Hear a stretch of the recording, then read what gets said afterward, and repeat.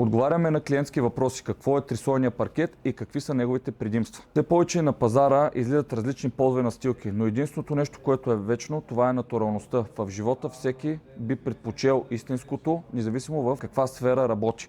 Трислойният паркет е натурален продукт, който е изцяло от дървесина. Той е трислоен, защото съответно има 3 пласта. Долен пласт, който асамблира целият продукт. Среден пласт, който прави здравината на продукта, и декоративен трети слой, който прави красотата на декора. Колкото е по-дебел последния слой, толкова е по-качествен продукта. Другото нещо, по което се разбира качеството на продукта, е чистотата на дъската. Има 3 слоя.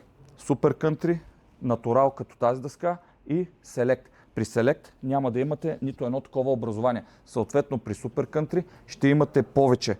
Няма по-добър декор, защото в определен интериор Super Country би било много подходящо.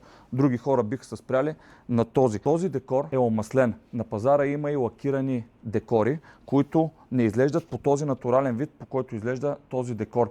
Омаслените декори имат и друго предимство. То е, че когато имаме някаква деформация, ние можем да третираме само определения участък и да не циклим целият пот, доколкото при лакираните декори това нещо е невъзможно. Така че заповядайте в магазините на Fort Decor да разгледате нашото портфолио на трислойни паркети на унгарската марка Bifak и да се възползвате от промоциите на налични декори.